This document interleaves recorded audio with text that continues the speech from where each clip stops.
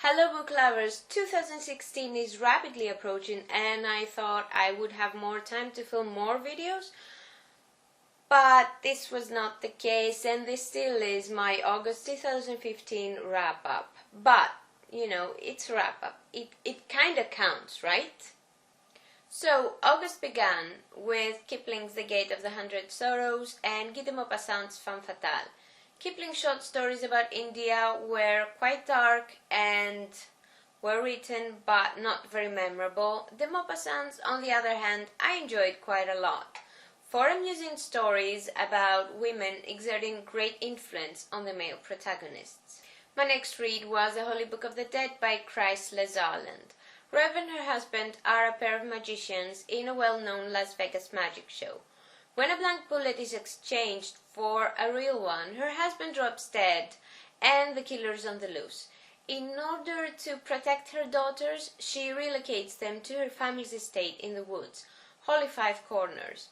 Though very atmospheric and creepy at times, the characters were rather lacking and the story took ages to unfold. Also, I totally found out who was behind all this commotion almost right from the start.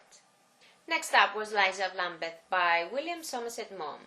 This is Maugham's first published novel, taking place in Lambeth, England, where 18-year-old Liza falls in love with the wrong kind of man, married and with a bunch of kids. As expected, a tragic ending ensues. The story was predictable, but what actually put me off was the Cockney dialect that was difficult and tiring to read. I then moved on to Taiye Selasi's Ghana Must Go. When Ghanaian surgeon Kweku Sai loses his job in the United States, he abandons his wife and 4 children and moves back to Ghana. Flash forward years later and the family gathers again, this time for his funeral in Ghana, coming together for the man who tore them apart. The writing is exquisite, the story is heartbreaking, tackling serious issues with the greatest of ease. Please read it, it's just stunning. Next up was Gooseberries by Chekhov and The Great Winglebury Duel by Charles Dickens. Chekhov's short stories were a fun read, dealing with themes like love, loss, and sometimes unobtainable happiness.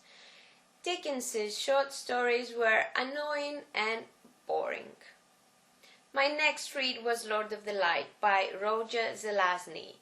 Another great book courtesy of Oates Publications that won a Hugo Award back in 1968. When Earth dies, the people that left it are now living in another habitable planet that they conquered with the use of their advanced technology. Some of them made themselves immortal and are now ruling their new world as Hindu gods. It gets even more complicated as the story progresses, but with that also comes the realization that maybe everything is not what it appears to be. Extremely entertaining, incredibly intriguing, and insanely clever, this is a book that you should definitely add to your TBR. Moving on to Toni Morrison's Song of Solomon.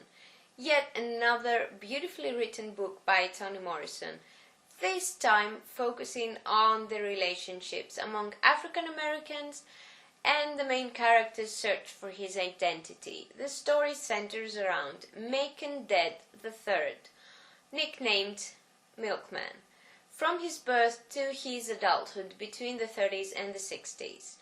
Milkman's relationship with his dysfunctional family and also his relationship with his best friend Guitar, who's all up against everything Milkman represents, will keep you on your toes. Not as magnificent as The Bluest Eye, but still pretty damn great. Next up was The Corn Maiden and Other Nightmares by Joyce Carol Oates. To paraphrase a hit song from the early zeros, this book is like, whoa.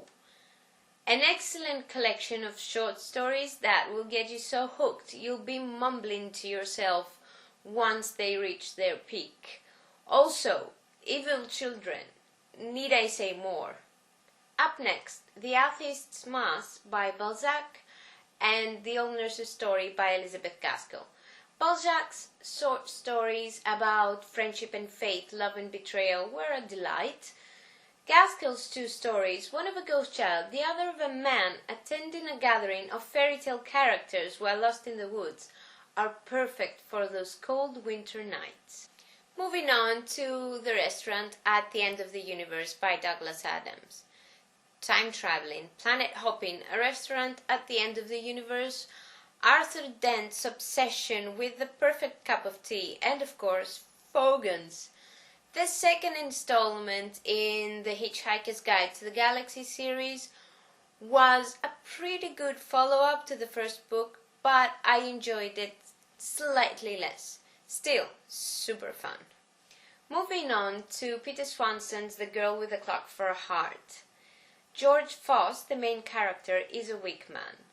The perfect victim for his old college sweetheart who faked her suicide. Her background, and her whole being to be exact. When he bumps into her after all those years, instead of running around as far away from her as possible, he agrees to help her out of a messy situation. Dull, flat and annoying characters despite the fast-paced story. I'd say you do what George didn't. Skip it. My next bookish endeavour was The Scarlet Letter by Nathaniel Hawthorne. Set in Boston in the 17th century, the novel tells the story of Hester Prynne, a woman who conceives a daughter out of wedlock and is punished for her sin by wearing a scarlet A on her dress at all times to shame her.